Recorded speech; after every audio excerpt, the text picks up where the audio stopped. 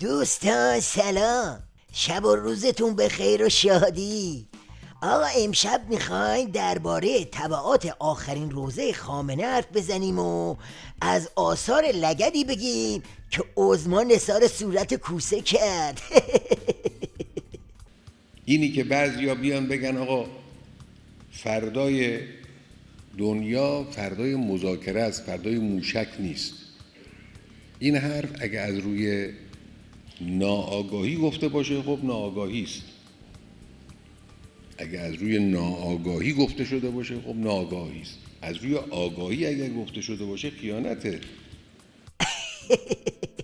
یعنی خامنه دیگه تند و تیزتر از این نمیتونست به رفیق 50 سالش بتوپه. یعنی بی‌تعارف به کوسه گفت که تو خائنی. بعد از این داستان بود که بعضی از جک و جونورای دلواپس شروع کردن به داد و قال و جفت سازی تا شاید اکبر کوسه رو رم بدن و کاری کنن که رقیب واپس به تمرگه. چه شده که آقای هاشمی در حساب توییتر خود با این تحریم ها همگام شدند و به تیغ زبان همان کاری را می کنند که کاخ سفید به تیغ تحریم قصد آن دارد؟ سوالی اساسی باید از آقای رفسنجانی کرد. ایشان موشک ها را دوست ندارد یا نهاد سازنده و متولی موشک ها را؟ اینا همه اثرات جام زهره ها. یعنی همه پرده ها کنار رفته و دو طرف با اسم و رسم هم دیگه میتوپن. تو این وضعیت دو قطبی نفراتی مثل سبزعلی رضایی هم هستن که تلاش میکنن وسط بازی کنن و هوای دو طرف الا کلنگو داشته باشن. اون امنیتی که به واسطه موشک ها حاصل میشه به واسطه گفتگو حاصل نمیشه. ببینید گفتگو رو ما نفی نمیکنه، گفتگو و موشک. آن کسانی که میگویند ایران نباید موشک داشته باشد و مدعی دلسوزی برای کشور هستند، چرا تاریخ گذشته را نمیخوانند و اگر هم میخوانند و باز این حرفها را میزنند مطمئناً خیانت آشکاری به کشور میکنند. حالا تو این وضعیت همه منتظر بودن ببینن اکبر کوسه چی کار میکنه.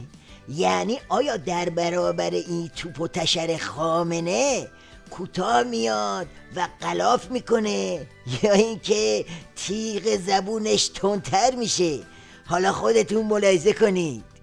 رئیس مجمع تشخیص مصلحت نظام: طی سالهای اخیر مردم 2 بار نشان دادند که چه میخواهند.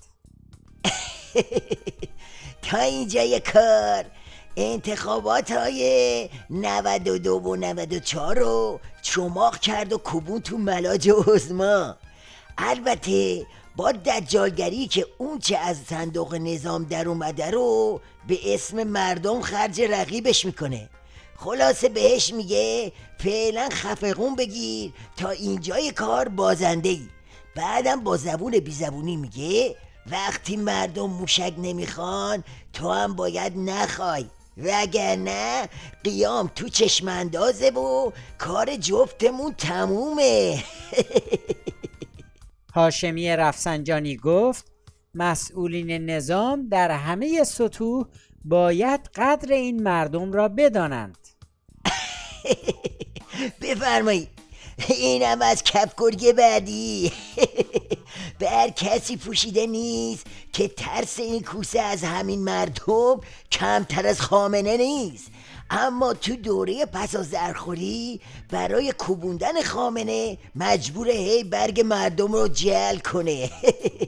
خلاصه این که الان خامنه یا باید با همین تیغ کندش بره جلو و پی قیام مردم رو به تنش بماله، یا اینکه در برابر تیغ زبون کوسه وا بده و از کیسه هژمونی خرج کنه. خلاصه که دور تعیین تکلیف رفقا، اوضاع حساسه، برو بریم که رفتیم.